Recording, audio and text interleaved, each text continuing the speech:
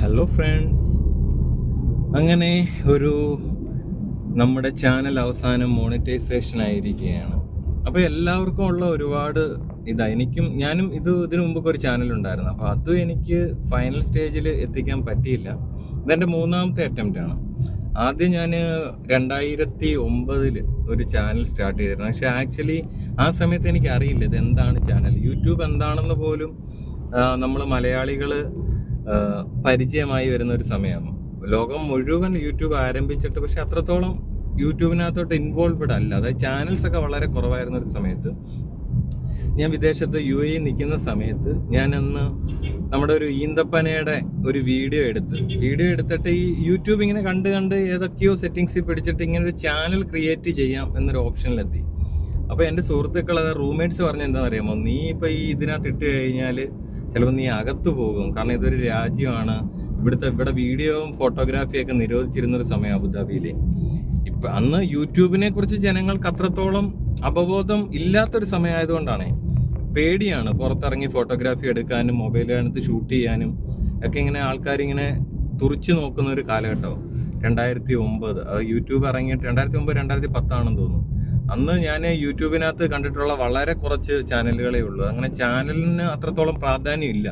സന്തോഷ് പണ്ഡിറ്റ് ഇതിനെക്കുറിച്ച് പറഞ്ഞു, യൂട്യൂബിൽ നിന്ന് വരുമാനം കിട്ടും എന്ന് പറയുന്ന ഒരു കാലം. അപ്പോൾ ആൾക്കാരത് കേട്ടിട്ട് ചിരിക്കുമായിരുന്നു, പൊട്ടത്തരമാണ്.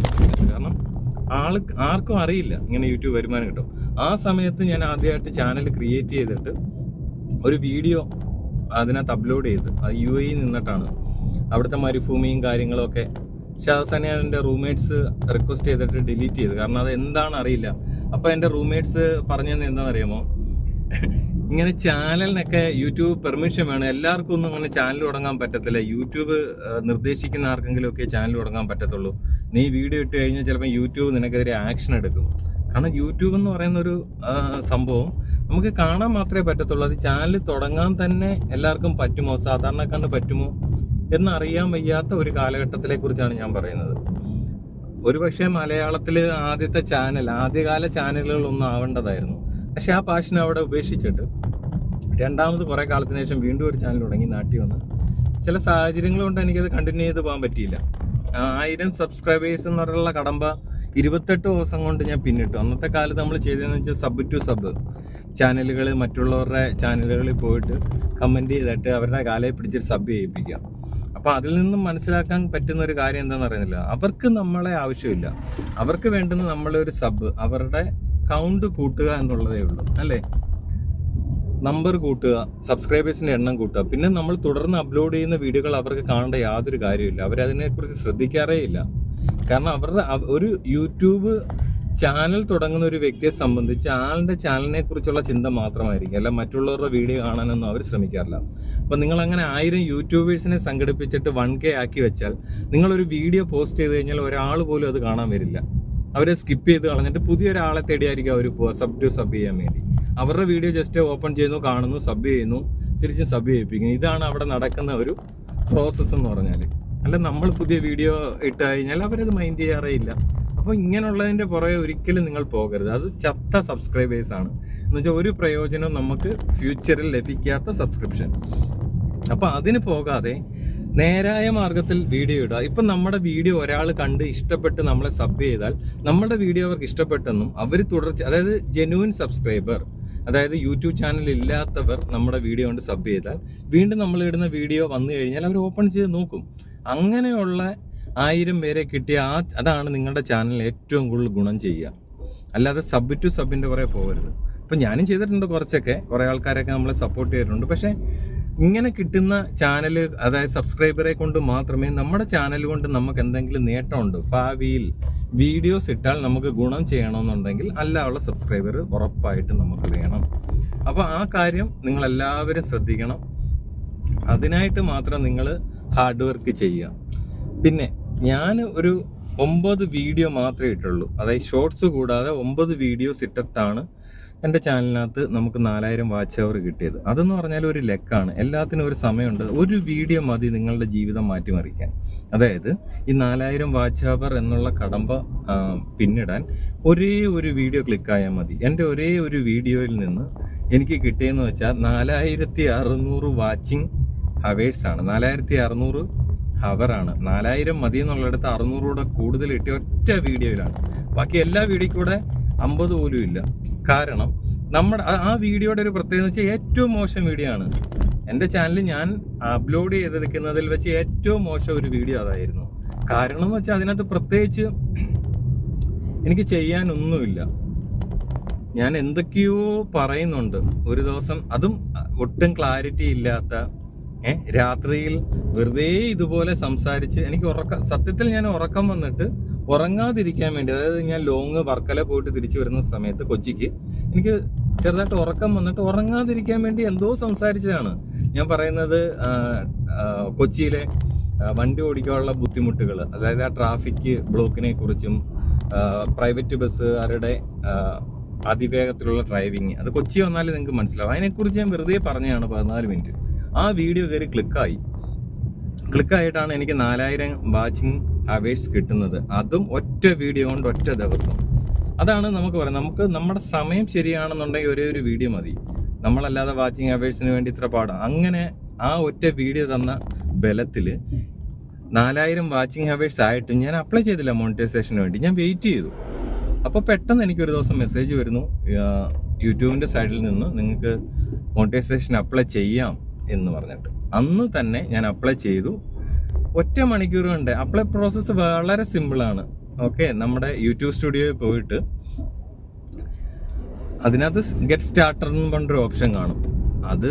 അതിനകത്തൊന്ന് ക്ലിക്ക് ചെയ്തിട്ട് 2 വെരിഫിക്കേഷനാണ്, 3 സ്റ്റെപ്പ് വെരിഫിക്കേഷനുണ്ട്. ആ ആദ്യത്തെ സ്റ്റെപ്പ് വളരെ ഈസിയാണ്. അത് അക്സെപ്റ്റ് പോളിസിയാണ്, നമ്മൾ വെറുതെ അക്സെപ്റ്റ് ചെയ്ത് കൊടുത്താൽ മതി. രണ്ടാമത്തത് നമ്മുടെ മോണിറ്റൈസേഷൻ, അതായത് ആഡ്സെൻസ്. ഓൾറെഡി ആഡ്സെൻസ് ഉള്ളത് കാരണം അത് ഭയങ്കര ഈസി ആയിട്ട് എനിക്ക് തോന്നി. ഞാൻ ആഡ്സെൻസ് ജസ്റ്റ് ക്ലിക്ക് ചെയ്തതേ ഉള്ളൂ. ഓൾറെഡി ഞാൻ ആഡ്സെൻസ് എടുത്തിരുന്നു, കാരണം യൂട്യൂബിലേക്ക് ആഡ്സെൻസ് ഞാൻ നേരത്തെ ക്രിയേറ്റ് ചെയ്ത് വെച്ചിരുന്നു. ക്രിയേറ്റ് ചെയ്തതിൻ്റെ ഫലമായിട്ടാണ് അതെനിക്ക് ഭയങ്കര ഈസിയായി.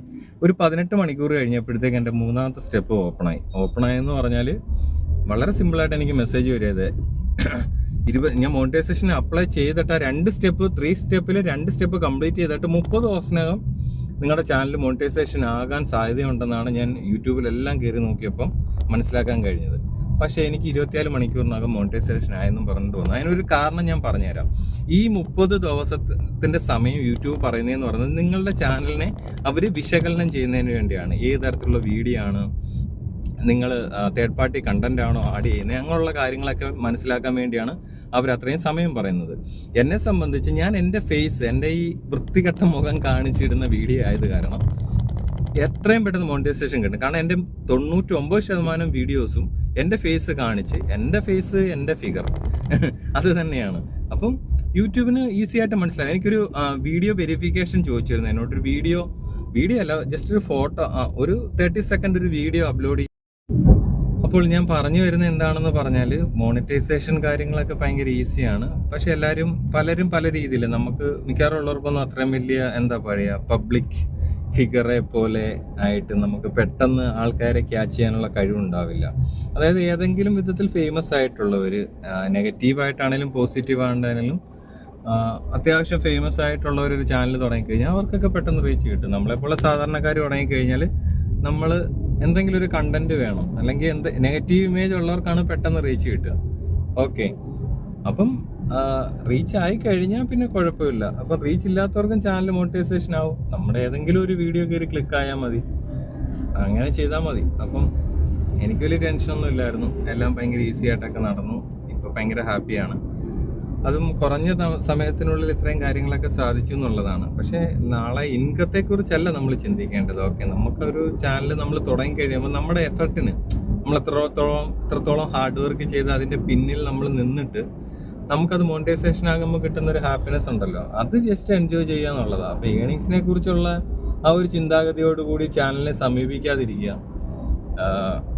ഏണിങ്സ് വന്നോളും, ഏണിങ്സ് അല്ല ഇമ്പോർട്ടൻറ്റ്, നമുക്കൊരു ഐഡൻറ്റിറ്റി കിട്ടുക, അതിന് മാത്രം ഇമ്പോർട്ടൻ്റ് കൊടുത്തിട്ട് ചെയ്യുക. ഹാർഡ് വർക്ക് ചെയ്ത് കഴിഞ്ഞാൽ ഉറപ്പായിട്ടും കിട്ടും. നമ്മൾ വീഡിയോ ചെയ്യാതിരിക്കരുത്, കണ്ടിന്യൂസ്ലി വീഡിയോസ് ഇടുക. അല്ലാതെ ഇവർ പറയുന്നതിൻ്റെ ഡെയിലി ഒരു വീഡിയോ ഇടണം അങ്ങനെയൊന്നുമില്ല. ഞാൻ 9 ദിവസം ആ 9 വീഡിയോ ഇട്ടുള്ളൂ. പക്ഷെ നമ്മുടെ സമയം നല്ലതാണെങ്കിൽ ഒരു വീഡിയോ മതി. അല്ലാതെ കണ്ടിന്യൂസ്ലി ഇടുന്നതിലോ, ഇടണ്ടെന്നല്ല ഞാൻ പറയുന്നത്, ഇടുന്നവരിട്ടുള്ളൂ. ഇട്ടില്ല എന്നും പറഞ്ഞിട്ടൊന്നും സംഭവിക്കാനൊന്നുമില്ല. ഞാൻ എൻ്റെ ലാസ്റ്റ് 10 ദിവസം ഒരു വീഡിയോ പോലും ഇടാതിരുന്ന സമയത്താണ് യൂട്യൂബിൻ്റെ നിന്ന് എനിക്ക് ഇങ്ങോട്ട് മെസ്സേജ് കിട്ടിയത് മോണിറ്റൈസേഷൻ അപ്ലൈ ചെയ്യാൻ വേണ്ടി. അപ്പോൾ അതിലൊന്നും ഒരു കാര്യമില്ല. നിങ്ങളുടെ കണ്ടന്റ് കറക്റ്റാണ്, നിങ്ങൾക്ക് ഏതെങ്കിലും തരത്തിലുള്ള ഇഷ്യൂസ്, കോപ്പിറൈറ്റ് ഇഷ്യൂസ് ഒന്നും ഇല്ല എന്നുണ്ടെങ്കിൽ അവർ അത്രത്തോളം ചെക്കിങ്ങിന് അതിനു വേണ്ടി സമയം എടുക്കില്ല. നിങ്ങളുടെ ഫേസ് കാണിച്ച് ചെയ്യുന്ന വീഡിയോ ആണെന്നുണ്ടെങ്കിൽ ഭയങ്കര ഈസി ആണെന്നാണ് എൻ്റെ വ്യക്തിപരമായ അഭിപ്രായം. എനിക്ക് എൻ്റെ കാര്യമല്ലേ അറിയാൻ പറ്റത്തുള്ളൂ. ഞാൻ ഫുള്ളും ഫേസ് ചെയ്ത് ചെയ്യുന്ന വീഡിയോ അത് കാരണം എൻ്റെ വീഡിയോസൊക്കെ പെട്ടെന്ന് റെഡിയായി, മോണിറ്റൈസേഷനെ കിട്ടി. ഭയങ്കര ഹാപ്പിയാണ്, കൂടുതലൊന്നും പറയാനില്ല. പിന്നെ ഒരു സാധാരണ നോളജ് ഉള്ള ഒരു വ്യക്തിക്ക് അത്യാവശ്യം നിങ്ങൾ 1-2 ചാനലും കൂടെ, അതായത് മോണിറ്റൈസേഷൻ്റെ സമയത്ത് നിങ്ങൾ ഏതെങ്കിലും ഒരു യൂട്യൂബ് ഇൻഫ്ലുവൻസറിൻ്റെ വീഡിയോ ഒന്ന് നോക്കി ഒന്ന് പ്രൊസീജിയർ നോക്കുക. അപ്പോൾ അതിലെ കാര്യങ്ങൾ നോക്കിയിട്ട് അതേപോലെ അങ്ങ് ഫോളോ ചെയ്താൽ മതി. അല്ലാതെ ഇത് വലിയ ടെൻഷനുള്ളൊരു കാര്യമായിട്ടൊന്നും എനിക്ക് ഫീൽ ചെയ്തിട്ടില്ല. ഓക്കെ, അപ്പോൾ എല്ലാവർക്കും ഭയങ്കര സന്തോഷം. എനിക്ക് ഭയങ്കര സന്തോഷമുണ്ട്. എനിക്കങ്ങനെ അധികം ഫ്രണ്ട്സ് ഒന്നുമില്ല. മീൻസ് 3000 300 സബ്സ്ക്രൈബർ ഉണ്ടെങ്കിലും ആരും റെഗുലർലി എൻ്റെ വീഡിയോ വാച്ച് ചെയ്യുന്നവരൊന്നും അല്ല. ഒരു 20 പേര് കൂടുതൽ കാണില്ല. ഒരു 10-20 പേരൊക്കെ ഉള്ളൂ സപ്പോർട്ടീവായിട്ട്. ബാക്കിയുള്ളതൊക്കെ ഓൺ ദ സ്പോട്ടിൽ എവിടെന്നെങ്കിലുമൊക്കെ വരുന്ന ആൾക്കാരാണ്. അപ്പോൾ അതിലൊന്നും ഒരു കാര്യമില്ല. അപ്പോൾ ശരി, കാണാം. അടിപൊളി ഒരു വീഡിയോ ആയിട്ട് വീണ്ടും എത്തുന്നതാണ്. ഇനി കുറച്ച് ഉഷാറായിട്ട് വീഡിയോ ഒക്കെ ചെയ്യാൻ പോവുകയാണെന്നേ. ഉഷാറായിട്ടൊക്കെ വീഡിയോ ചെയ്യണം.